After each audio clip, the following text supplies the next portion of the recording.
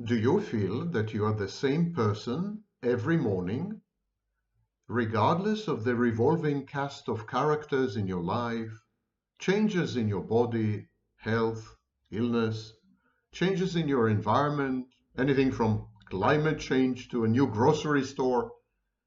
Things are in flux. Things are evolving. Transformation is the way of the world. And yet, like an island in a storm, there is a core identity. There is some nucleus in you.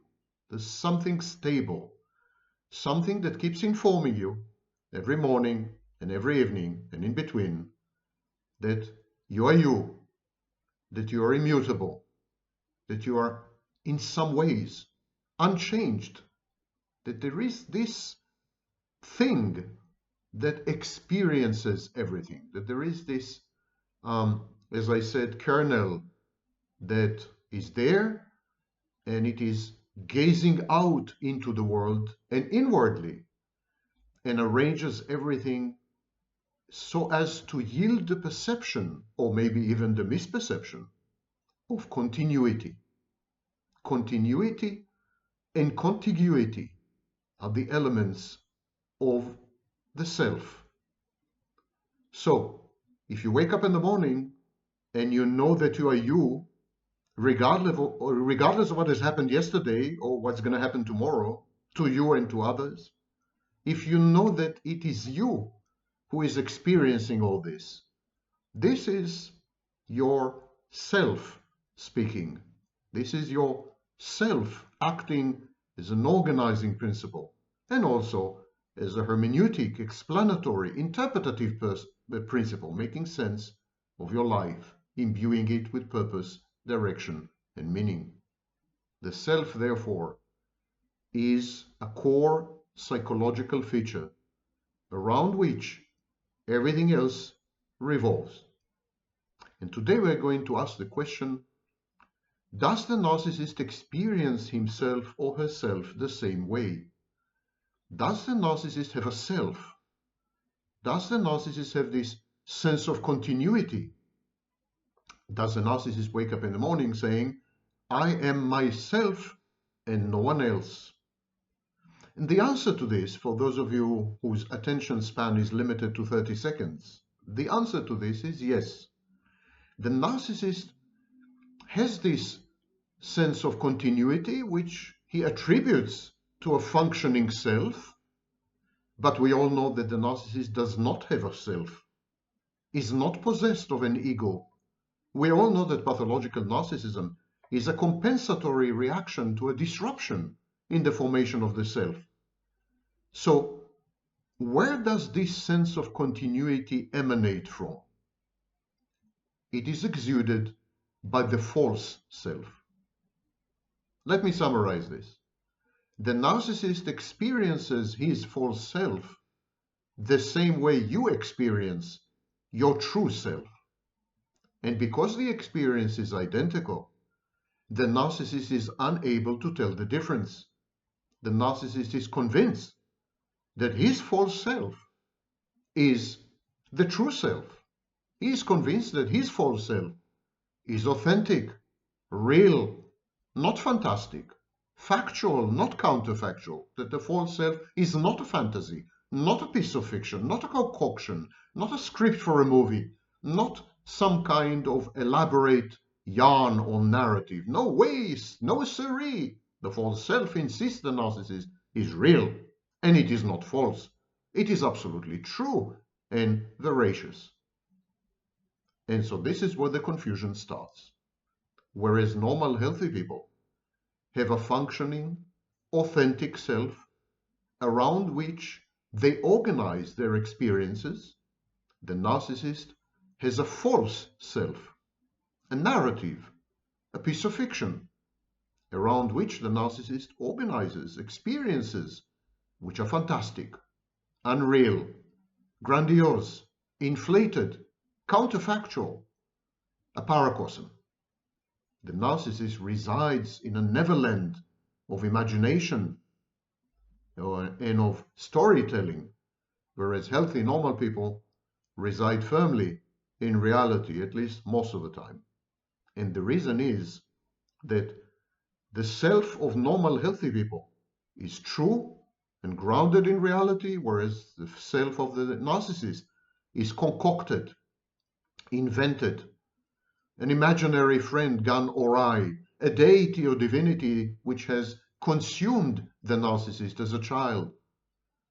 The narcissist can be conceived of as human sacrifice, having sacrificed itself to the Moloch, to this new god in a primitive religion, the false self. Now, why do I use he all the time? Half of all narcissists are women. Yes, you heard correctly, 50% of all narcissists are women. So why do I keep using he? Because I'm a Victorian pre-suffragette male chauvinist. Yes, I am that old. Whenever I say he, translate it in your mind to he or she. Okay, Shoshanim, my name is Sam Vaknin. I'm the author of Malignant Self-Love, Narcissism Revisited, and a professor of psychology. And yes, I'm a male, last time I checked. And let's start by discussing the difference between false self and self-concept.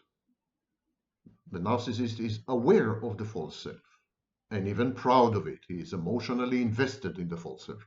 He is cathected. He has cathected the false self. But the narcissist misidentifies the false self as his only and true and authentic self.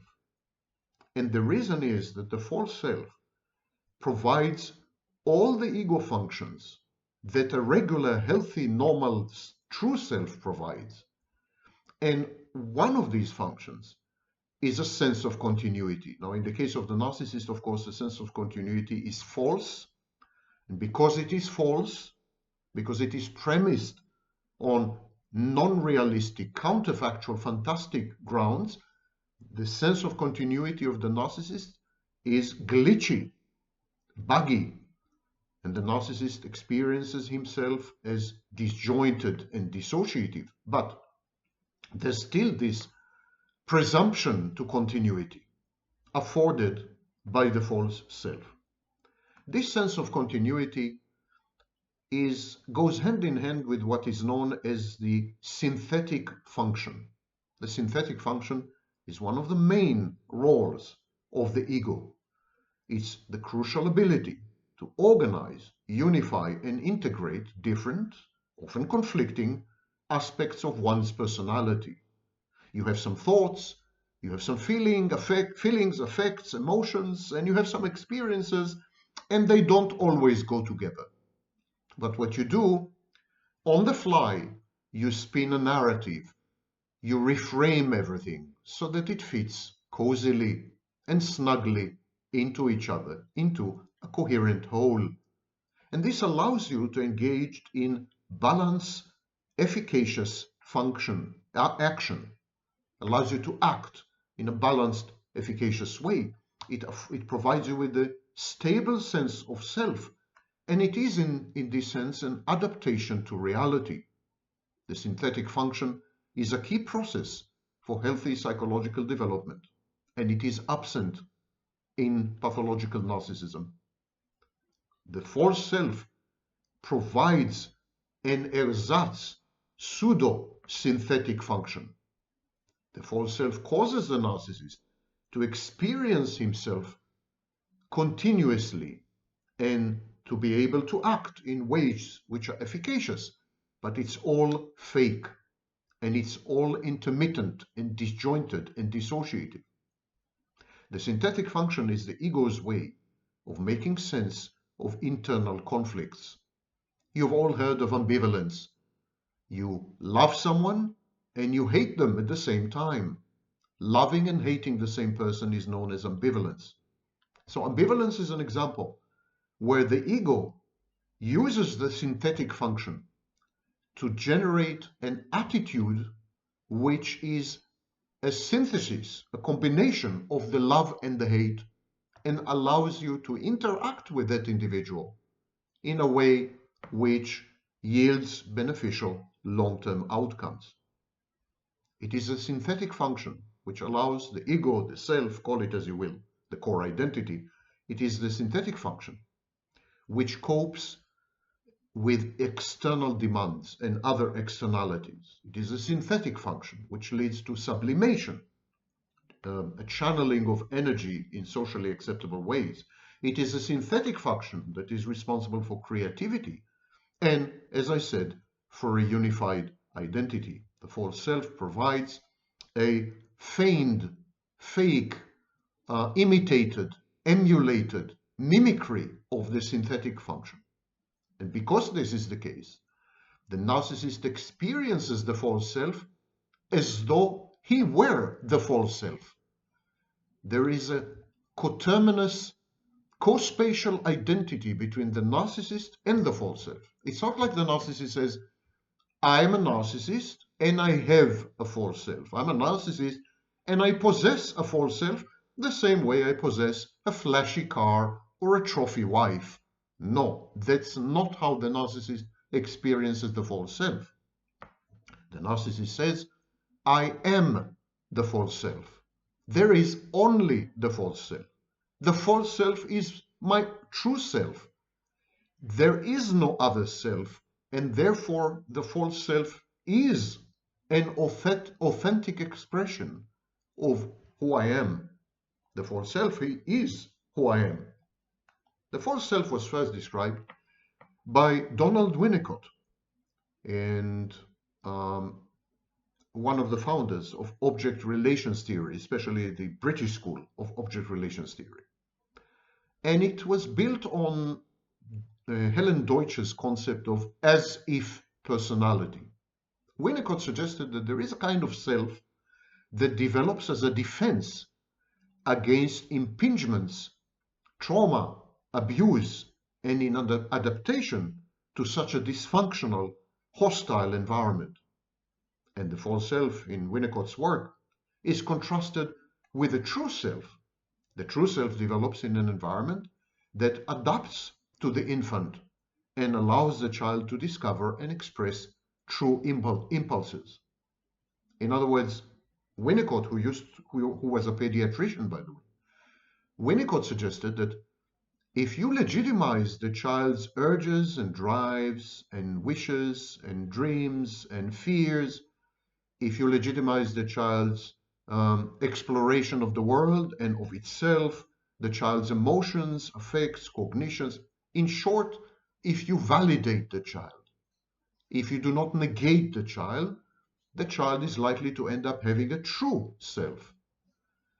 On the other hand, if you do not allow the child to become, if you do not, for example, allow the child to separate from you as a parental figure, if you do not let the child individuate, if you frown upon the child's attempts to express emotions and independent critical thinking, if you are overprotective of the child and you do not allow the child to explore the world and to interact with peers because it's too dangerous, whatever the case may be, if the child is invalidated, then this kind of child is going to come up with a false self, an imaginary friend that gradually transforms into a deity or a divinity, which then merges with the child and becomes the entitled, grandiose narcissist.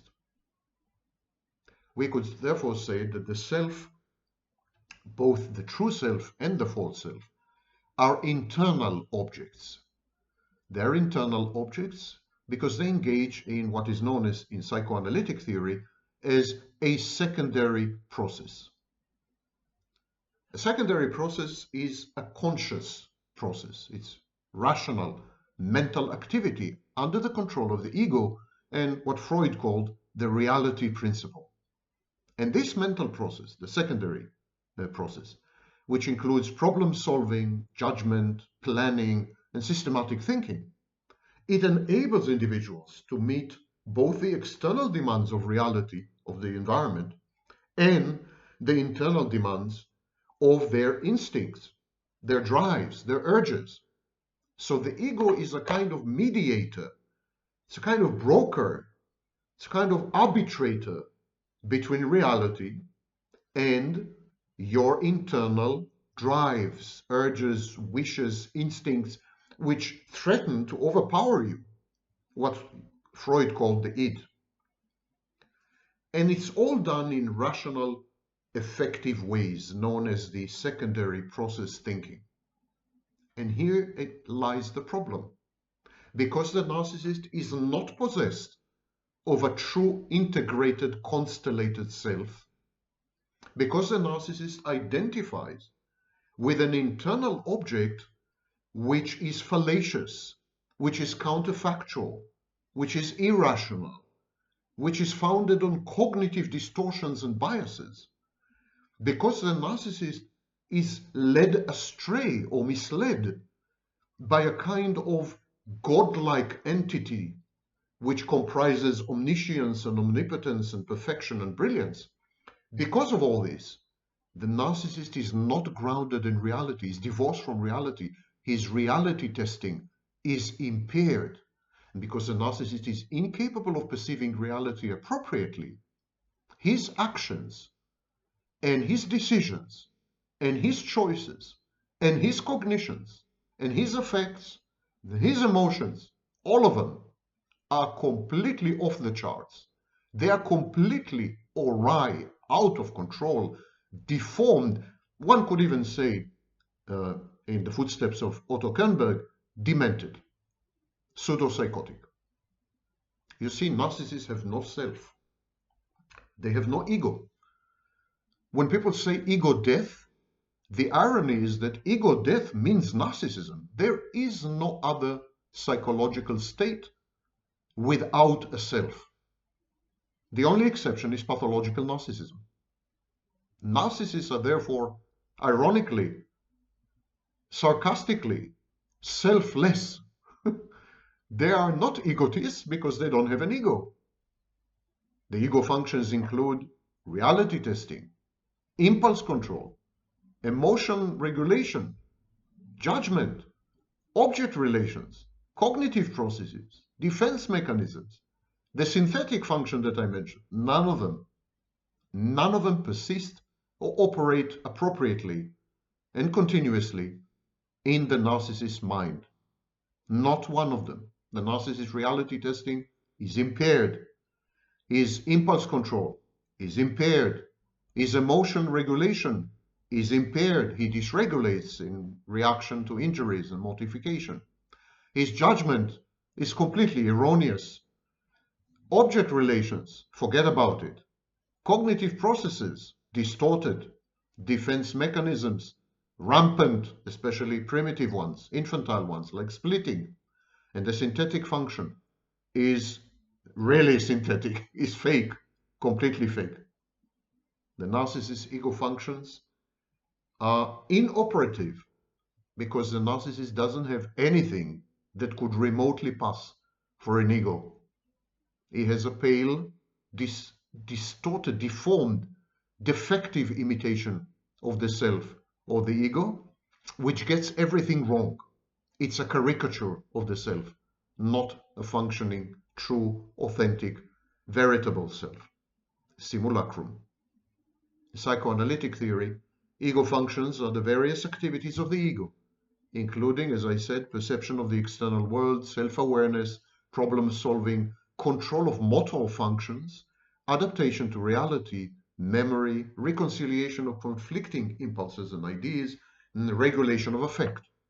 The ego is frequently described as the executive agency of the personality, working in the interest of reconciling with reality and preventing adverse consequences. None of this exists in the narcissist. The narcissist has a false self. And in narcissism, the false self is also the locus of the self-concept and the target of co-idealization. Now that's a mouthful. Allow me to explain. In normal, healthy people, there is a clear boundary, impermeable partition between the self and the self-concept. The self is an organic, unitary entity which organizes everything, takes care of everything, and interprets, explains everything. There is a perception, an experience of the self, which is known as self-concept. Self-concept is the way you see yourself, the way you apprehend and perceive yourself, the way you conceive of yourself. It's as if you and yourself were two entities, and you were able to observe yourself and then describe yourself and then analyze yourself. Put all of these together, you get the self-concept. This is what happens in healthy people. In the narcissist, because the false self is false, and it's a narrative piece. It's a script, it's not real. There is no distinction between the false self and the self-concept. When the narcissist self-observes, introspects, what the narcissist sees is the false self. The self-concept of the narcissist is the false self. There's no difference between them. They are co-extant. Consequently, when the narcissist interacts with other people, whatever the narcissist does to the concept of other people reflects back on him. Let me explain why. When a healthy, normal individual interacts with other people, talks to them, walks with them, makes love to them, has dinner with them, you name it, any kind of interaction with other people, with a healthy, normal, balanced person possessed of a true functional self, this kind of person, what they do, they distinguish an external object, which is the other person, from the internal representation of that external object in their minds. Because healthy people are able to make the difference between self and self-concept, they can also make the difference between external object and representative internal object. These healthy, normal people have experienced separation from the mother. And by experiencing separation, they came upon the knowledge and they internalized the knowledge of the difference between inside and outside, external and internal, me and you, me and the world, and so on. Boundaries. They developed healthy self or ego boundaries. Whereas in the narcissist, not having experienced separation, the narcissist is unable to tell the difference between self and self-concept, between false self and himself, between external objects and internal objects. And so, the way the narcissist perceives other people as external objects becomes totally internalized. The minute the narcissist starts to interact with someone out there, with an external person, separate person, that minute, that split second, the narcissist internalizes the other person and continues to interact with the person only internally. Let's translate it and give an example. Imagine that the narcissist targets you as a potential intimate partner or a participant in his shared fantasy, the mother figure, the substitute mother figure. Imagine the narcissist decides that you would be a great source of narcissistic supply. That minute, the narcissist idealizes you. And yet, because the narcissist is unable to perceive you as external to himself, as separate from him, by idealizing you, he is actually idealizing himself. You have become an internal object in his mind. Now that he is idealizing this internal object in his mind, he is actually idealizing a part of his mind, a portion of his mind, a segment of his mind. So all idealization in narcissism is co-idealization. And yes, all devaluation is co-devaluation. The narcissist is unable to differentiate himself from his environment, or at least human environment, because he cannot make the distinction between false self and self-concept. They're one and the same. Gradually, over the years, across the lifespan, the false self replaces the narcissist's true self. Originally, the false self was an imaginary friend. The false self was everything the child was not. The child was helpless. The false self was all-powerful, omnipotent. The child couldn't create a theory regarding the minds of the adults around him, because these adults were themselves very deranged and disturbed. And so the false self is omniscient, all-knowing. The child has been told that he or she is unworthy, unlovable, inadequate. The false self is exactly the opposite. It's a perfect being. It's a godlike entity, etc. So the false self initial function was compensatory. It was intended to shield the child from hurt and narcissistic injury by imputing to the child, in other words, by self-imputing, omnipotence, omniscience, and omnipresence, godlike attributes, divine attributes. The narcissist pretends or keeps pretending that his false self is real and demands that other people affirm this confabulation, confirm it. He not only says, my false self is who I am, he wants other people to say, your false self is who you are, no doubt about it. Your fantasy is not a fantasy, it's completely real. He wants to coerce other people, cajole them, convince them, persuade them, or bribe them into confirming his fantasy as the only reality and his false self as actually who he is. In this sense, narcissism, pathological narcissism, is a missionary religion. It's like the missionaries who went to Africa and tried to convert the natives into Christianity. The narcissist wants to convert you into his primitive, private religion, where he is the Godhead and you are the worshipper. The false self reinterprets information from the world, from the environment, in a way that is flattering to the narcissist, and at the same time tries to keep it socially acceptable.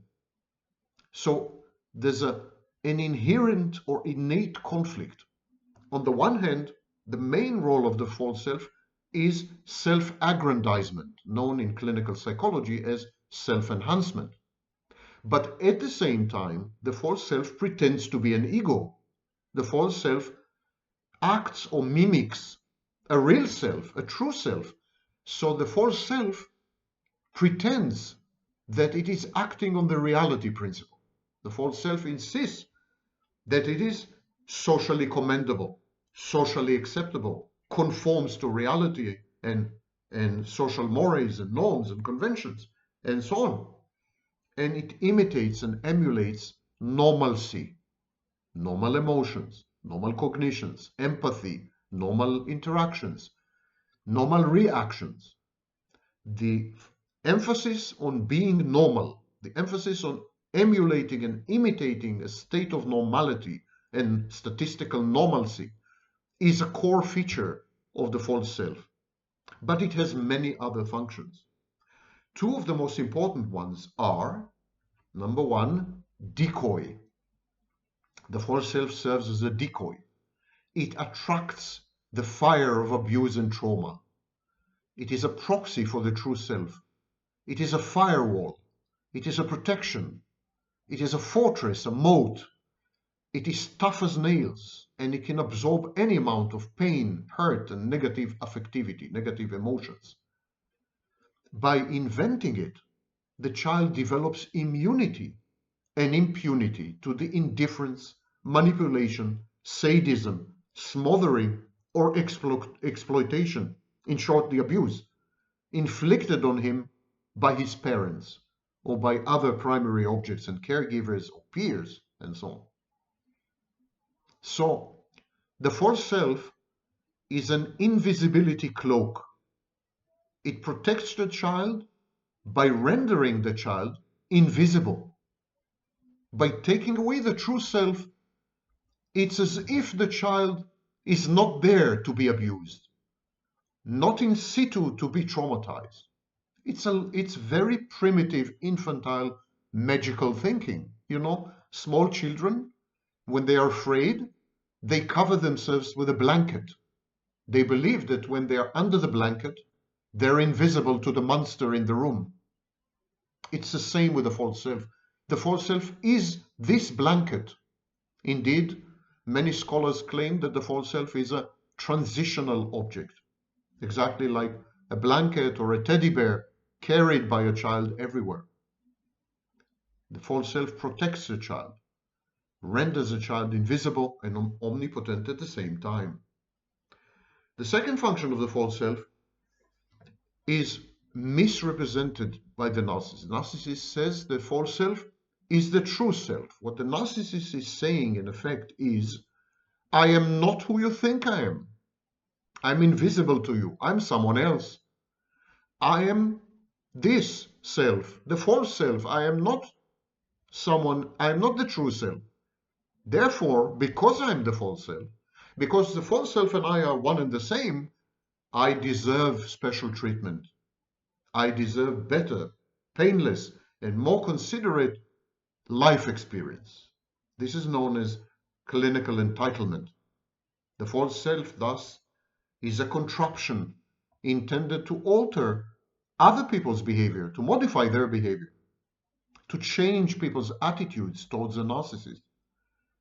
One could say that the false self is a Machiavellian device, a manipulative device, intended to alter the environment in subtle ways by miscommunicating misinformation, by flooding the zone with misinformation about the narcissist. This misinformation causes people to react to a moving, fuzzy target, thereby rendering people more vulnerable, weaker, more amenable to manipulation and goal orientation or goal accomplishment. This is the antisocial aspect of the false self. And all these roles of the false self are crucial to survival. The false self, therefore, is a positive adaptation. The child could not have survived his abusive and traumatizing environment if the child had not invented the false self. The false self was the guardian and custodian and protector and the angel that kept the child alive. And through the lifespan of the narcissist perceives the false self in these capacities, in these roles, as crucial to survival and to the proper psychological functioning of the narcissist. The false self is by far more important to the narcissist than his dilapidated, dysfunctional, frozen, ossified, infantile true self.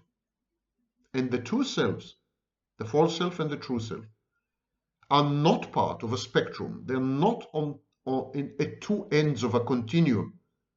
There are some neo-Freudians who suggest this, but I strongly disagree.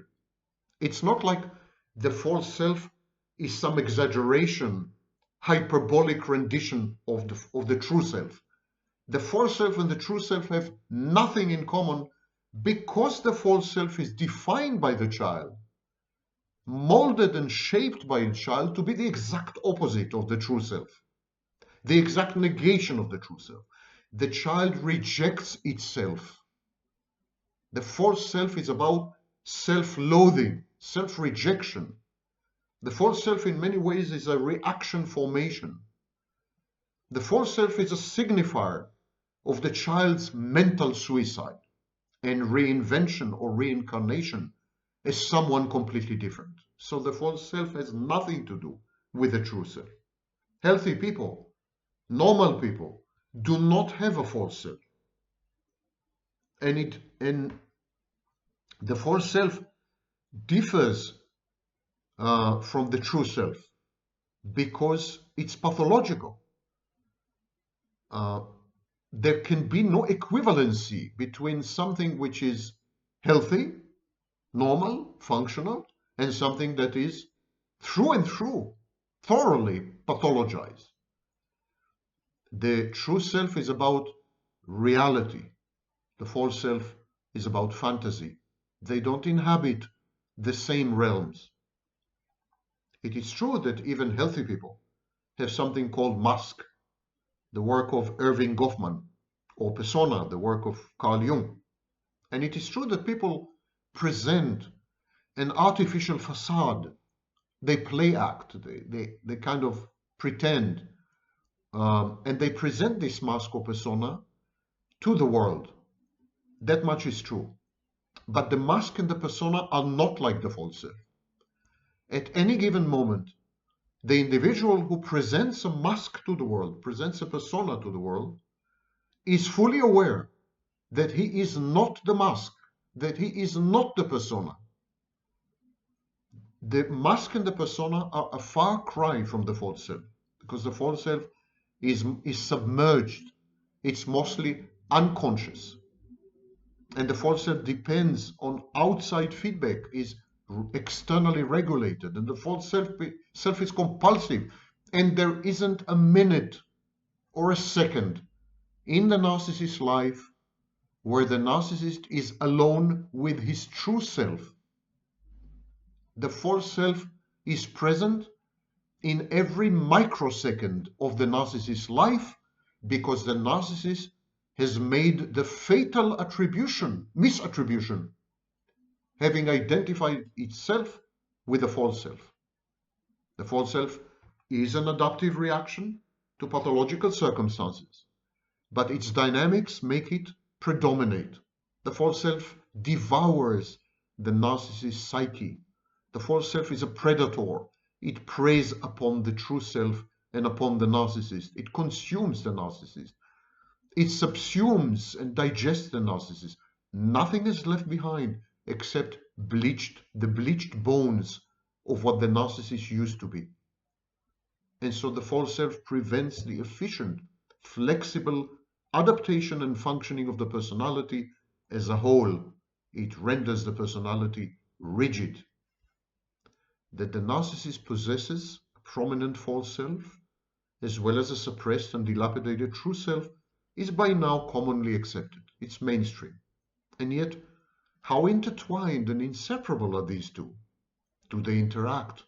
How do they influence each other? And what behaviors can be attributed squarely to one of them or the other? One or the other of these two protagonists. Does the false self assume traits and attributes of the true self in order to deceive the world and to deceive the narcissist?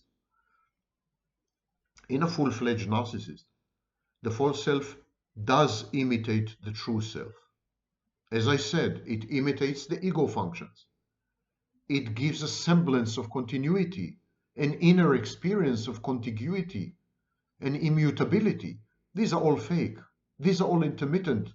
And every impingement from the outside world destabilizes this precarious house of cards. And the false self deploys two mechanisms to artfully imitate the true self. Reinterpretation.